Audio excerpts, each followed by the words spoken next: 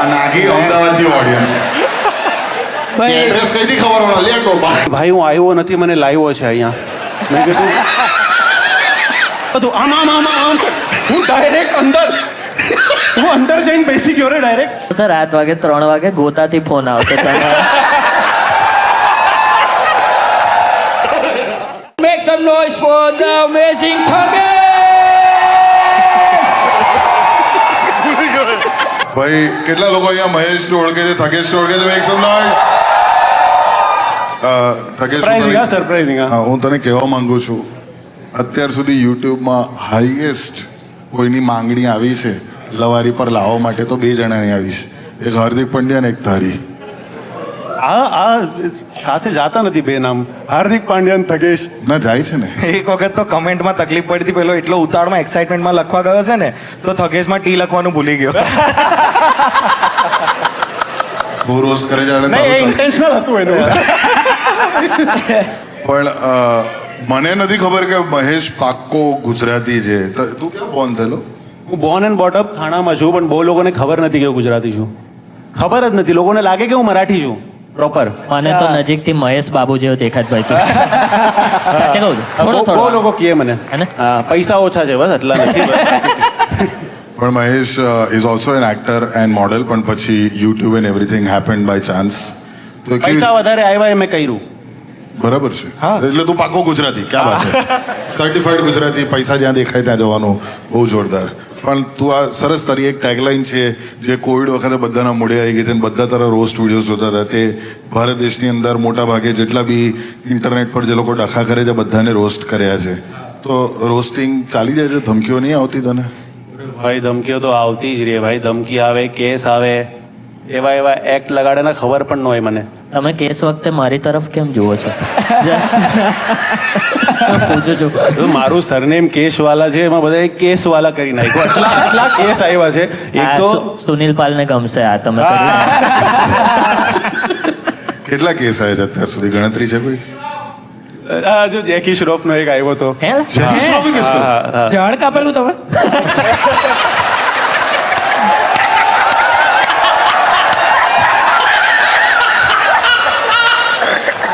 ભાઈ તકલીફ ત્યારે પડે ગુલાબ તોડી દે તો પેલો આવ્યો ભીડો ઝાડ ઉગા તકલીફ બીડું માટે આવ્યું હતું ખાલી બીડું યુઝ કર્યું હતું તો એ વિડીયો ઉડાડવા માટે ઇન્જંક્શન નાખ્યું કોર્ટમાં મેન ધમકી તો મને એક આવી હતી હું ફરવા ગયો હતો એક તો મસ્ત રાતે 3 વાગે કોલ આવે बहुत बोल रहा है तू 3 वागे मैं कहा मैं तो सो रहा है अभी फिलहाल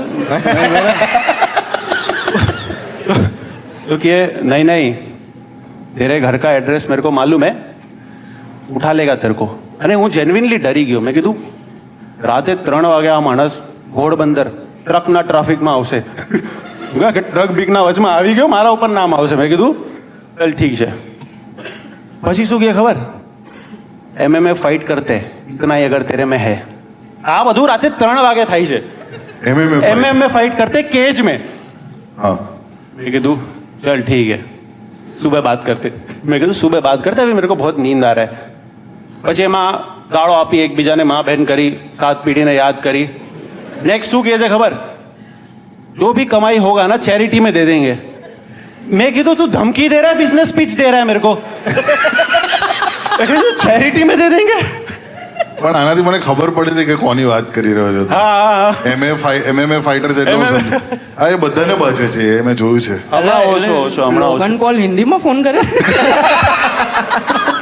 અહીંયા આજે બા બેઠા છે એને થોડી લોગન પોલ ખબર હશે લ્યા તું કેવી વાત કરી બા માટે મારી પાસે છે ચિંતા ના કરો બા અમને જ છે ને અમને ધમકી તો કંઈ ખાસ નહીં આવી પણ ડીએમમાં છે ને મોટા ઇમોશનલ હેટ કમેન્ટ્સ બહુ આવે જેમ કે મારો ફર્સ્ટ એક બાગબાનનો સ્ટેન્ડઅપ વાયરલ થયો હતો ને તો બહુ લોકોને ગમ્યો પણ એમાં એક દિવસ એક બેને બહુ લાંબુ લખ્યું મેં કીધું અરે વાહ કેટલો ઇમોશનલ ફેન મેસેજ છે પછી અંદર લખ્યું કે તમે આમાં જે ડોસાઓની મજાક ઉડાવો છો તો તમને ખબર છે કે મારા સસરા ગુજરી ગયા પછી મારા સાસુ એટલા દુઃખી છે રોજ રડતા હોય છે અને જ્યારે મેં તમારો આ વિડીયો જોયો ને મને બહુ દુઃખ થયું મેં કીધું બેન ફૂલ સપોર્ટ ટુ યુ પણ એ પણ તો વિચારો કે તમે વહુ કેટલા વાહિયાત છો જસ્ટ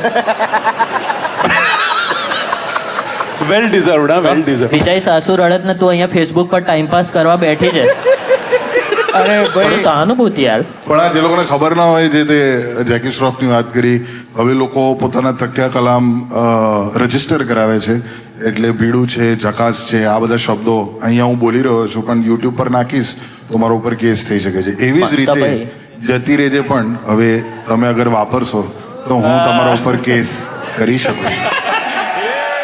જો આ નાગી અમદાવાદની ઓડિયન્સ ભાઈ એડ્રેસ કઈથી ખબર પડે લે ટોપા. ભાઈ હવે તમારે રાત્રે 3 વાગે MMA નહીં, તમારે રોયલ રમ્બલ કરવું પડે. ખબર પડી આજે શો પછી મરણભાઈ બધાની બુક માઈશો ને કે ભાઈ બધાના મોબાઈલ નંબર લાય તો બધાને ફોન કરવાના છે. બહુ બોલતો હતો આજે તું શોમાં જતી રહેજે કરતી હતી. તારું એડ્રેસ મોકલ ને, મારે જરા કેસ મોકલવાનો છે. બટ મહેશ, તમે મને એક વસ્તુ જે તમારા વિશે ગમી, તમે બિગ બોસ ને સલમાનનો એક્સપિરિયન્સ કેવો રહ્યો? મને તો મને એઝ અ ગેસ્ટ બોલાયો હતો એકચ્યુઅલી. તો પહેલા તો હું ગયો, મને ખબર નથી કે સલમાનભાઈ આવવાના છે. હું તો ગયો, વેનિટીમાં બેઠો, एंड चैनल वाली एक आवी, मैंने कि आपने सलमान को रोस्ट बहुत किया है, प्रे करो उन्होंने देखा ना हो. मैं कीधु सलमान भाई आए हैं? कीधु हाँ स्टेज पे है, आपका वेट कर रहे. अरे મને ખબર પડી ભાઈ હું આવ્યો નથી, મને લાવ્યો છે અહીંયા. મેં કીધું ભાઈ ફિલ્ડિંગ સેટ છે પૂરી. ઓલરેડી આ સિઝનમાં પેલો પ્રણીત તો પકડાય છે. હું ગયો સ્ટેજ પર. નેક્સ્ટ થિંગ, હવે મને ખબર નહીં કે મને ક્યારે એક્ઝિટ લેવાની છે સ્ટેજ પરથી. હું મારું બોલું છું. હવે સલમાનભાઈને કોઈ કીધું હશે કે હવે આને ભગાડો. હું સ્ટેજ પર ઉભો છું. તું સલમાન ખાન ઇમેજિન કર ખાલી આમ.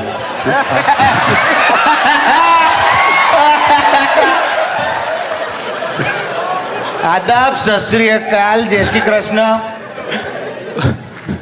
એમાં બોલવાનું કશું જ નથી. તો સલમાનભાઈએ મને આમ હાથ દેખાડ્યો, હાથ, તો એ મને રસ્તો દેખાડતો હતો.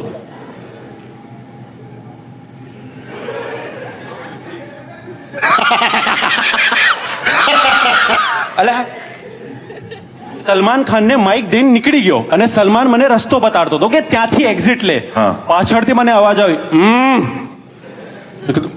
બહાર કાઢે છો. શું થયું? મેં કીધું સોરી. વેનિટીમાં ગયો, મેં કીધું બેગ પેક કર, શેરા આવે છે. મેં કીધું નીકળો અહીંયાથી. ભાઈ સલમાનને માઇક આપી દીધું યાર, જબરજસ્ત કહેવાય. તે ડેરિંગ કહેવાય હો ભાઈ. એ એડિટમાં કાપી દીધું એ લોકોએ બધું, આમ ક્લોઝઅપ કરીને કંઈક હેન્ડલ કરી લીધું. હા, એમને તો બધું એમ બી સિગરેટ વિગરેટ બી બહુ કાપવી પડે છે. અરે એના 2 વીક પહેલા જ સિગરેટ વાળો કાંડ થયો હતો. ઓહ. ઓલરેડી વોઝ વેરી પિસ્ડ, ગુસ્સામાં જ હતો. એનો કામ કરવાનો એક તો મૂડ નહીં. किसी का भाई किसी की जान આવી હતી. 2 દી પહેલા જ મેં રિવ્યુ નાખ્યો હતો, ના કિસી કા ભાઈ દેખને આયા ના કિસી કી જાન. મેં કીધું આને જોયું ન હોય તો સારું. પણ યુ આર સેફ રાઈટ? હા, અત્યાર સુધી કારણ કે પ્રણીત તો બહુ લેવાઈ ગયો છે. હવે જઈશ ના હું ત્યારે એને વિડીયો મળશે બધા. હા. જે બધા બે હિરણવાળા અને બધા જે પણ જોક્સ છે ને બધા નીકળશે મારા પણ.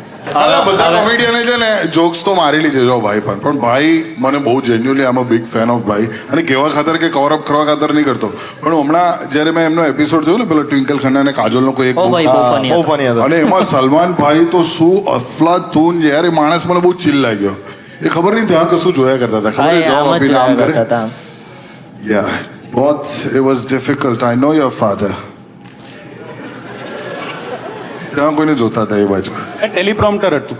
ટેલિપ્રોમ્પ્ટર. અરે ના બરાબર છે, સાચી વાત છે. પણ તારી ફેવરેટ સલમાન ખાન મોમેન્ટ કઈ છે અત્યાર સુધી? મારી ફેવરિટ સલમાન ખાન મુમેન્ટ પેલું ઓલ ટાઈમ બિગ બોસ પર એ અકળાય છે ને, એ પારસ ભાઈ, એ હું આજે રિપીટ હું પર જ જોયા કરું. એટલે સોરી શું છે કશું નહીં, બોલ. એ આ રહા હું બેટા તેરે પાસ.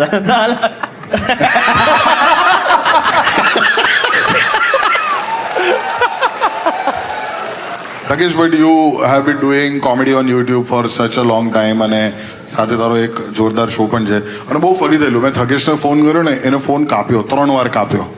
પછી મેં મેસેજ કર્યો, 3 વાગે કરેલો.